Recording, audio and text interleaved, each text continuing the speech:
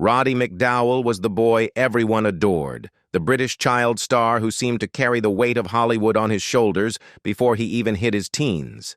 He smiled for the cameras, charmed the greatest stars, and collected movies as if preserving history itself. But behind the soft-spoken manners and brilliant performances, he knew secrets that could have shattered careers and friendships. Decades later, those secrets would emerge, hidden in reels and diaries, revealing a Hollywood the public was never meant to see. The life of Roddy McDowall was far more complicated and far more tragic than anyone imagined. Early life and child stardom.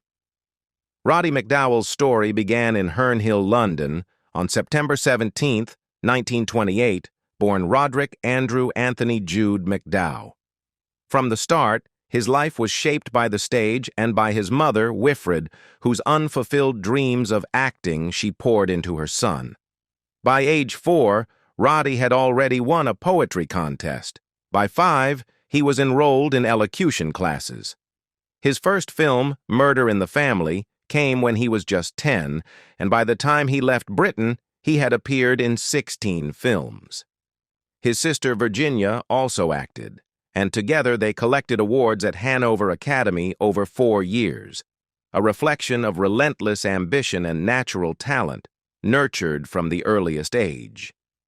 World events soon intervened. In 1940, as German bombers filled the skies, the McDowall family joined the evacuation effort, leaving England under Operation Pied Piper. They arrived in the United States with only $42, as wartime restrictions limited their funds. Thomas McDowall, Roddy's father, enlisted in the military, leaving Wilfred to navigate the challenges of survival and opportunity. She brought Roddy to New York talent agencies, hoping Hollywood would see what she already knew, that her son had something rare. Hollywood answered that call. Fox Studios sought a child star with a perfect British accent and poise, and director William Wyler was captivated by Roddy's screen test. His first American film, Manhunt, cast him as a boy aiding someone in Nazi-occupied Europe, mirroring his own recent journey. That same year, he appeared in How Green Was My Valley, a role that helped the film secure Best Picture at the 1942 Oscars.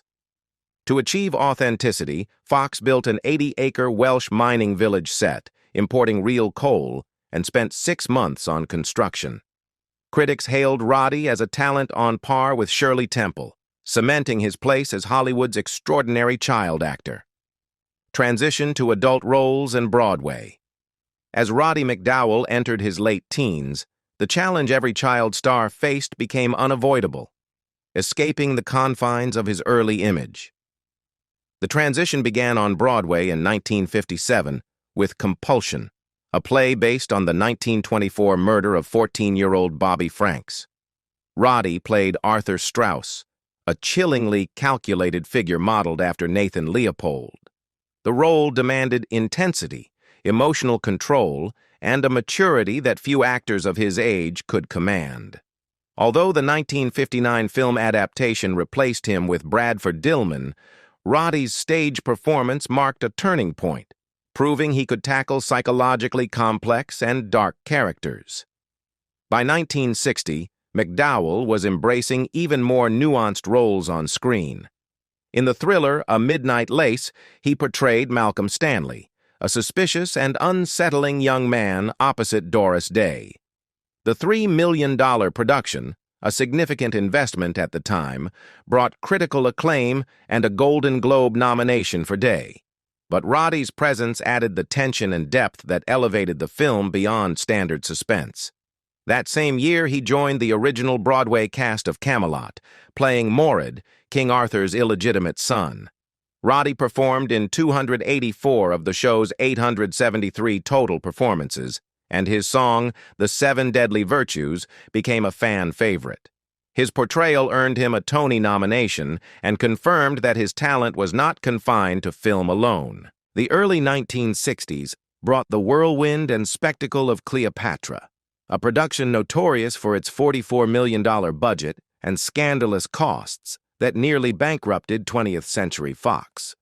Roddy played Octavius, witnessing firsthand the chaos surrounding Elizabeth Taylor and Richard Burton. Taylor nearly died of pneumonia on set, and her elaborate costumes alone cost $194,000. Despite the turmoil, McDowall's professionalism remained unwavering, navigating the treacherous waters of Hollywood drama while maintaining focus on his craft. In 1965, Roddy played Matthew the Apostle in The Greatest Story Ever Told, a nearly 3-year production with a $20 million budget and over 100 speaking parts. Filming in the American Southwest rather than the Middle East, he shared the screen with Max von Sydow, Charlton Heston, and Sidney Poitier.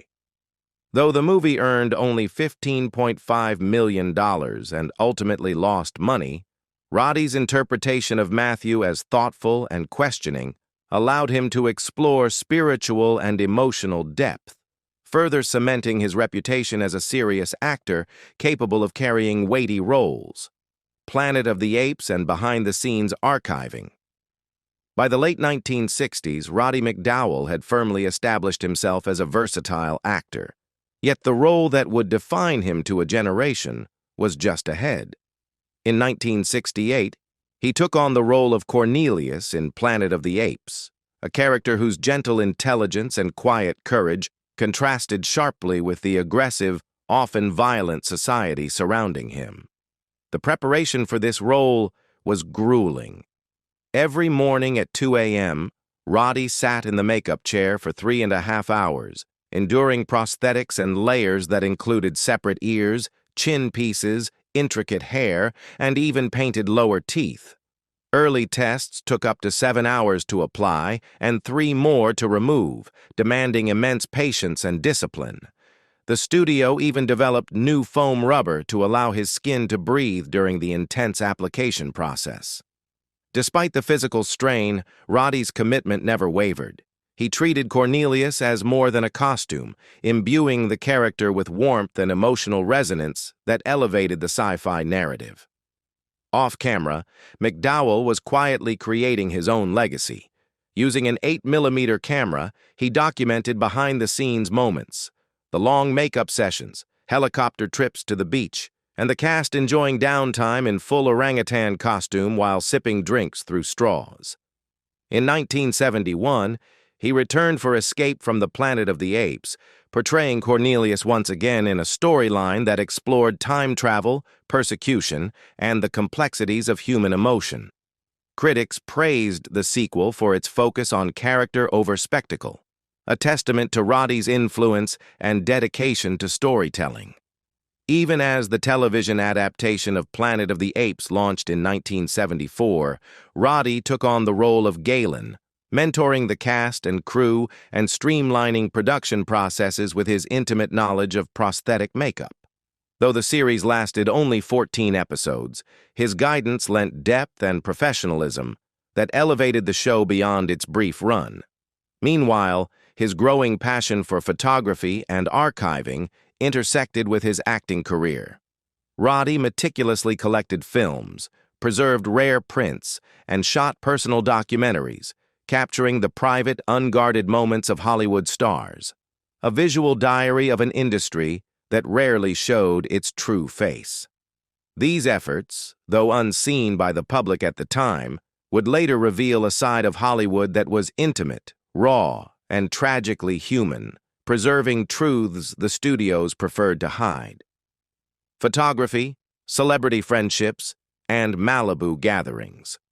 Alongside his acting career, Roddy McDowall developed a second, equally compelling life behind the lens.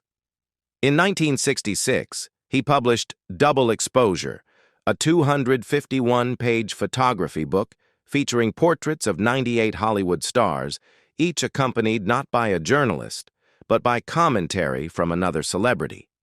Marlon Brando was described by James Baldwin, Lauren Bacall by Katharine Hepburn, an unprecedented approach that immediately distinguished Roddy as both artist and confidant. Having worked with Life and Vogue since 1953, he became a trusted photographer, someone the stars could rely on to capture both their public image and private truth. Through the 1980s, Ron built a reputation for uplifting, heartfelt films like Splash and Cocoon. Yet, behind the camera, pressure mounted.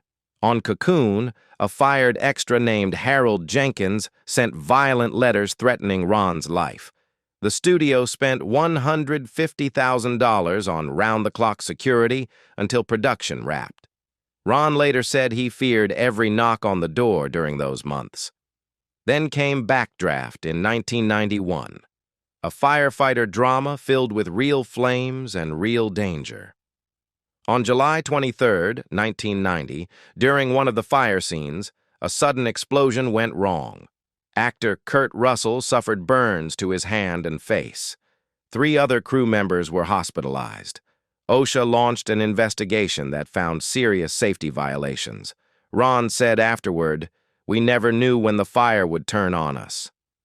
The film grossed over $150 million, but for him, the success felt hollow. He carried the guilt quietly. Every award, every dollar earned, reminded him of the accidents, the chaos, and the people who trusted him. Ron wasn't just a director anymore. He was a man constantly afraid of something going wrong. Hollywood called him a perfectionist. In truth, he was just trying to make sure no one else got hurt on his watch. Fame, fear, and family. While Ron's career was climbing, his personal life was being tested in ways he never expected. He married Cheryl Alley on June 7, 1975, the same high school sweetheart who had stood by him through every rejection. They raised 4 children, Bryce, twins Paige and Jocelyn, and their youngest, Reed. But fame never stopped intruding. In 1996, while filming Ransom, Ron received a series of threatening letters that targeted his children. The threats mirrored the film's kidnapping plot, chillingly similar to what he was directing. The FBI stepped in. Surveillance teams were placed outside their home, phones were tapped, and suspicious vehicles followed them for weeks. On March 5, 1996, the Howards were forced to move. No arrests were ever made. "You can't protect your family and sleep at the same time," Ron later said. Despite the fear, he kept working. His films grew more ambitious. Apollo 13, A Beautiful Mind, The Da Vinci Code. Yet each project carried its own nightmare. During Apollo 13, actor Tom Hanks shut down production over script disputes, costing $2 million. Ron nearly quit mid-production, calling it the most exhausting experience of his life. Still, the film went on to win Oscars and worldwide acclaim. Then came The Da Vinci Code. It was a box office triumph, but a personal hell. Religious groups condemned the film as blasphemous. Ron was accused of mocking Christianity, the Vatican refused him filming permits, and protesters followed him city to city. In Cannes, bomb threats forced him to hire bodyguards. He later said that at the height of the controversy, he received death threats almost daily. "All that success, and I was terrified," he admitted. Roddy chose the latter. He provided information about associates who had shared prints, names that included Rock Hudson and other prominent figures, effectively betraying the trust of friends he had cherished for decades. The decision left him heartbroken. Even Robert Osborne, a longtime confidant, later admitted he had no idea Roddy had cooperated. While the government eventually dropped the case by June 1975, with no charges filed, the personal cost lingered. Friends distanced themselves, social gatherings ceased, and Roddy's reputation, though legally intact, was forever altered. Despite the devastation, Roddy did not abandon his mission. He joined the Academy's board and contributed to the creation of the National Film Preservation Board. He helped restore films like Cleopatra in the 1990s and continued to advocate for proper archival methods. Yet the private footage, the behind-the-scenes moments, and the intimate recordings of stars at their most vulnerable remained locked away, untouched by the public. What the world did not know then, and still largely does not know, was that Roddy's archive contained more than movies. It contained truths about Hollywood's hidden lives, the private struggles of its greatest stars, and the loyalty of a man who bore the burden of secrecy in a city that demanded perfection. Personal life, relationships, and legacy. Beyond the cameras and film reels, Roddy McDowall lived a life defined by deep friendships, quiet devotion, and the constant balancing act of privacy and loyalty. In 1951, Elizabeth Taylor introduced him to Montgomery Clift, beginning a profound romantic relationship that lasted for 2.5 years. Roddy nearly abandoned acting to be with Clift in New York, immersing himself entirely in their life together. When Clift eventually ended the relationship, Roddy was devastated and even attempted suicide, a stark reflection of the emotional toll of love in a world unkind to gay men.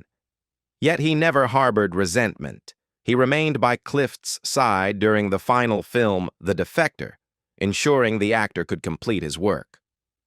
Roddy's personal philosophy extended to his wider circle.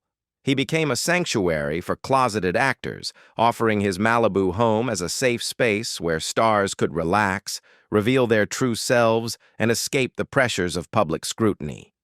He documented these moments with care, never for profit or scandal, preserving a side of Hollywood hidden from the public eye. Paul Newman flipping burgers, Lauren Bacall sunbathing, Natalie Wood laughing freely. These were moments of trust and human vulnerability captured on Roddy's 16mm reels, evidence of a gentler, truer Hollywood. His photographic work further reflected this ethos. Through the Double Exposure series, Roddy revealed the humanity of stars like Judy Garland, capturing their exhaustion, tears, and struggles with addiction, always with sensitivity. In 1993, Double Exposure Take 4 chronicled a 50-year friendship with Elizabeth Taylor, detailing her marriages, battles with fame, and private hardships. Roddy called her every day and remained her safe harbor, even as his own health declined.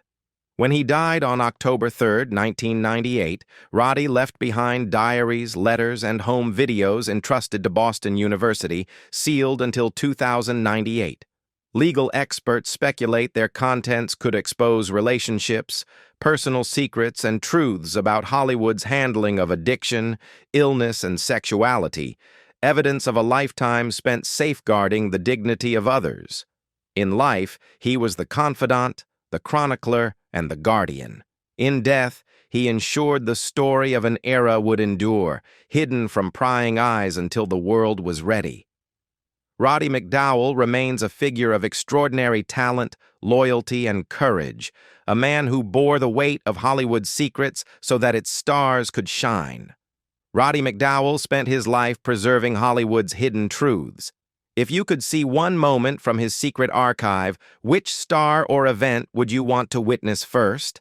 Comment below, and don't forget to subscribe to explore more untold stories from Hollywood's past.